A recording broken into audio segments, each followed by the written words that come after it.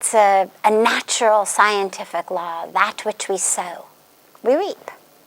The seeds we plant, those are the trees that are going to grow in our garden. Those are the fruits we're going to have to eat. It's the law of nature, the law of science, the law of karma. But it's not always quite so obvious in kind of a boomerang sort of way. I hit someone, they hit me back. I tell a lie to someone, they tell a lie to me. Or in a more deeply tragic way, as in the question, someone sexually abuses someone else, then they get sexually abused themselves. Is it karma? Yes, of course it's karma. But a situation like that is one of those that's very, very simple. You could say, well, yes, okay, so I brought about this energy of abuse, this energy of exploitation, this energy of taking advantage of another, using my power over another, taking away someone else's power, taking away someone else's freedom, stomping on someone's rights, stomping on their humanity. Naturally that's going to happen to me. And in this case, it happened in a very, very specific mirror image type of way. The person who asked the question had sexually abused someone else, and a few years later they were sexually abused themselves. A lot of times, though, karma isn't quite so cut and dry. So a more common example might be, staying with the beginning of the story, the questioner takes advantage of someone, sexually abuses someone, engages in behavior that is amoral, wrong, abusive, exploitive, violating of another, violating all of our values and ethics, the yamas, the niyamas. But it doesn't necessarily mean that they are going to experience the exact same thing in the exact same way a few years later. The law of karma sometimes works in more subtle ways.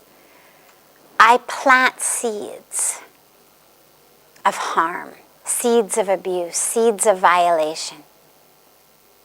Well, that's going to grow in the garden of my life. And it may not necessarily manifest in coming back and hitting me in exactly the way that I hit someone else. But it's going to come back. It's absolutely going to come back. In the same way that if you plant an apple seed, you can be pretty sure that at some point in the future you're going to get an apple tree. But what's important when we think about karma is, on the one hand, it provides a very interesting and very helpful explanation. Why did this happen? Well, it happened because of something I did in the past.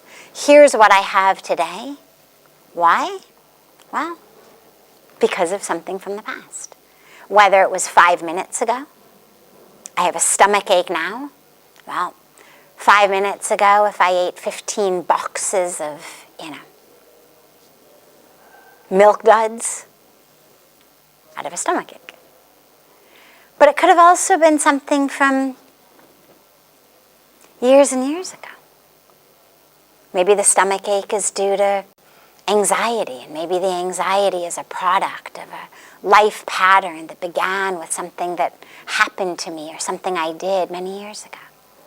So there's a lot of ways that karma works in our life. Sometimes immediately. Eat too many milk duds, end up with a stomach ache. Sometimes a little bit more subtle.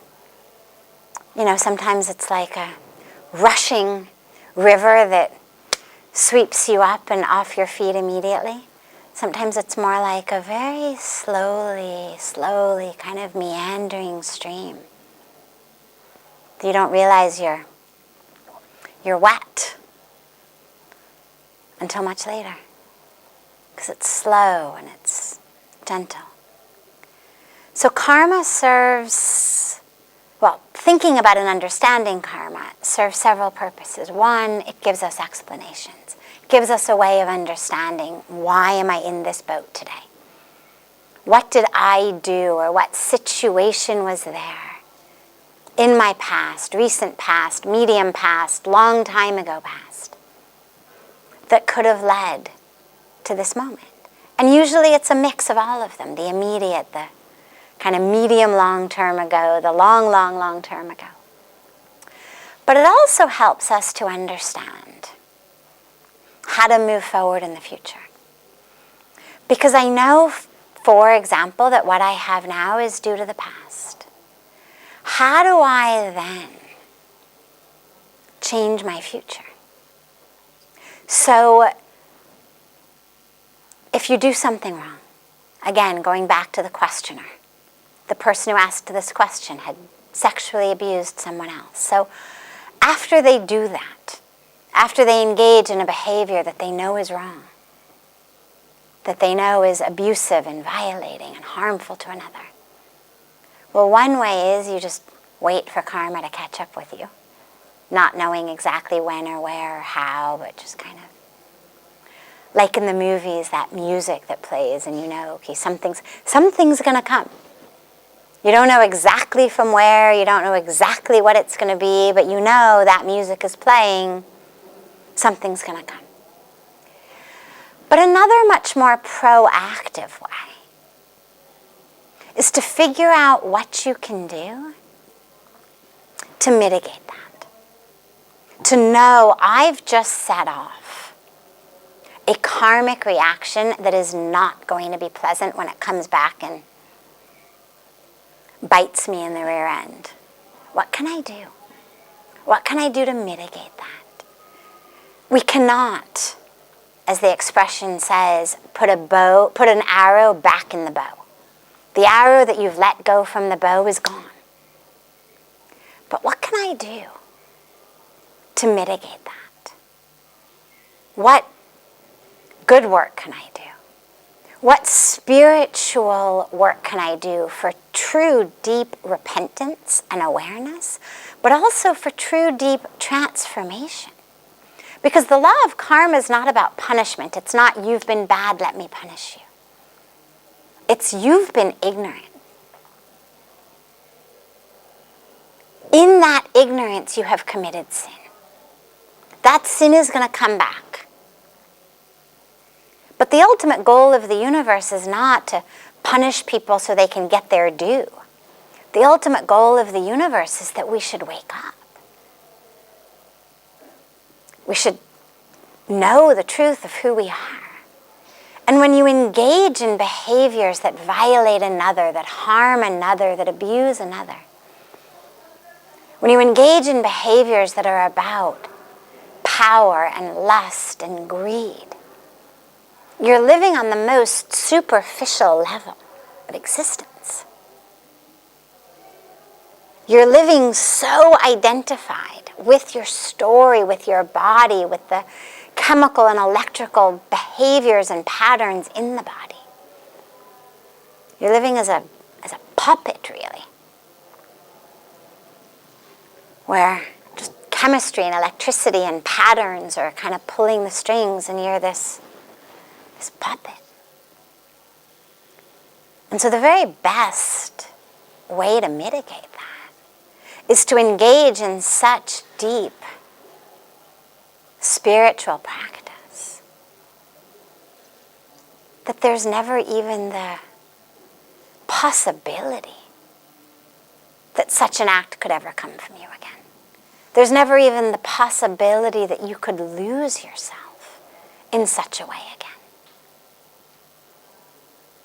Ultimately, that is the awareness that the universe wants you to have. To know so fully, so completely the wholeness and the fullness and the perfection and the divinity of yourself. that the idea of harming yourself or yourself in another body is inconceivable. Through what you eat, through what you buy, through what you wear, through what you say, through how you live, through what you do, you become a very beautiful asset to creation. So don't wait around for karma to come back and bite you. When you know you've done something wrong, yes, make amends to whatever extent you can. Apologize to the person you've harmed as fully, as deeply, as sincerely as you can. But also recognize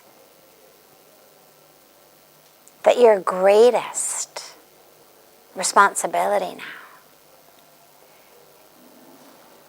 is to dispel whatever ignorance it was that led you to do that in the first place.